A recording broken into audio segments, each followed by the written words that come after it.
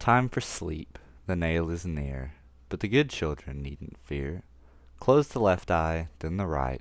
Now it's time to say good night. Until I was 9, I didn't really think about it. Or, if I thought about it at all, I thought it was just a normal lullaby that mothers all over the country sang to their kids. It wasn't till much later that I actually asked around about it and found out that nobody else had heard of it. Every night, as I lay down to sleep, my mother would sing me that same lullaby. And every night, I would follow along with the words. I would close my left eye when the song said to, and I would close my right eye afterwards. And then, with both my eyes closed, I would try to fall asleep.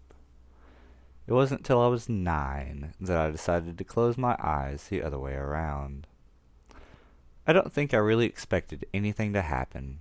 I think it was just a streak of rebellion, or what passed for rebellion for a 9-year-old. I didn't do it while my mother was singing the lullaby. I didn't want her asking what I was doing. So I went ahead and closed my left eye, then my right, just like the song said. But after my mother left the room, I opened my eyes again, and this time I closed my right eye, and I immediately opened it again. I had seen something, someone, in the dim light through my bedroom window. I'd caught a glimpse of something the size and roughly the shape of a man, standing in the far corner of my room. And I thought, just before I opened my right eye again, it had turned towards me. I still remember the thoughts that raced through my head. I wasn't sure I'd really seen anything. Maybe it was my imagination. But what if it wasn't? What if there was something there that I could only see with my right eye closed? But I'd never seen it before. It had never bothered me. Maybe it was harmless. But what if it wasn't? Dreading what I might see, but dreading more what I might not be seeing, I closed my right eye again. It wasn't in the far corner anymore. It was looming right over my bed. And in what little light there was, it looked like it was holding a knife over my chest. As the knife came down, I squirmed out of my bed and onto the floor. I heard the soft susurrus of the blade cutting through the sheets. I kept my right eye closed and kept my left eye on the figure. It had moved when I wasn't looking at it. Even if it hadn't bothered me before, apparently, now that I had seen it once, it was coming after me, whether I could see it or not. It stood again and slowly turned in my direction as I made my way towards the door. As it lurched towards me, I turned on the light, and I got a better look at him. I say him because that's how I thought of it at the time, but looking back, I'm not at all sure that the thing was actually male. Not that I'm sure it was female either. Its face and its build were both androgynous. It could have been either, or maybe neither. I guess it's just for a young boy. Male is the default gender. Everything living is he until proven otherwise. I wonder if girls think the same way. If I were a girl, would I have thought of it as she? Anyway, whether it was male, female, both, or neither, the figure looked more or less human, but there was just enough wrong with it to mark it out as something else. I can't say everything that was off about it. Some of it I couldn't really put my finger on. The proportions were just a bit different than they should have been, and there were some other subtle incongruities I couldn't pinpoint. And, of course, under the circumstances, I was more focused on getting away from the thing than on studying its appearance. But even so, there were 3 features that stood out. It had just one eye, bright blue and wide open. Not in the center of its forehead like a cyclops, but just where the left eye would be on a regular human. Where the right eye should have been wasn't a hole or a patch. There was just unbroken skin, like an eye had never been there, like an eye didn't belong there.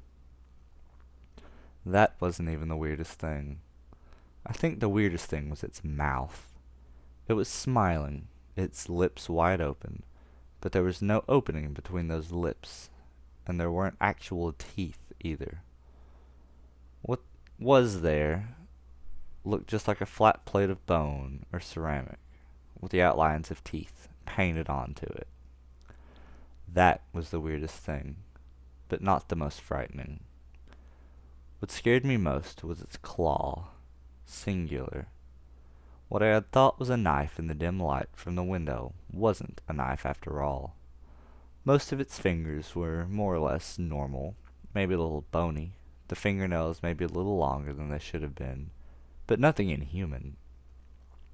The index finger on its right hand, though, was grotesquely oversized, and half its length was a gigantic, huge talon.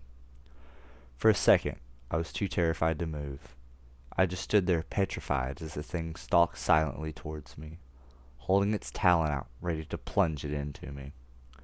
I still had my right eye closed. As scared as I was of the sight of this thing, I was more scared of it being there when I couldn't see it. Finally, as it lunged at me, its claw descending towards my chest, I dodged to the side and ran for the door. I didn't look back. I just wanted to get away.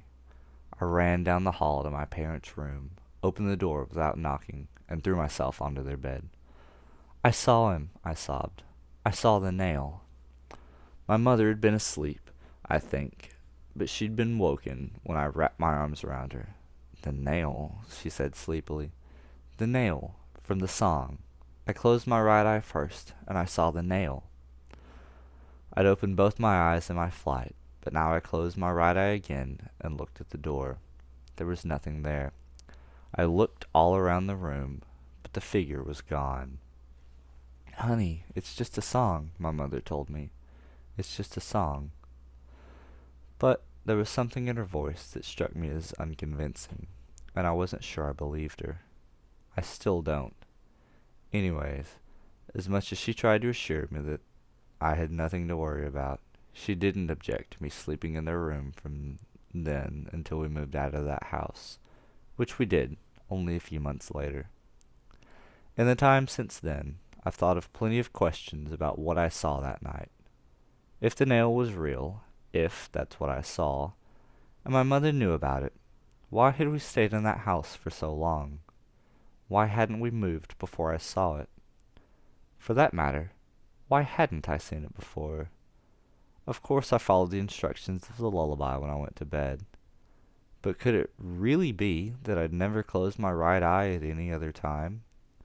Did the nail only show up at night?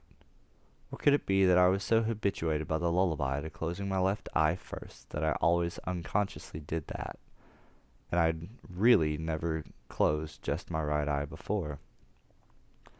Anyway, there's still a lot I still wonder about it.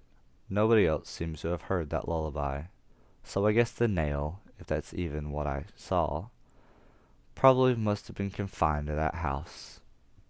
Even so, there's enough I don't understand that since I was 9 years old, I'd never closed my right eye without the left. Not when I go to bed, and not at any other time. Just in case.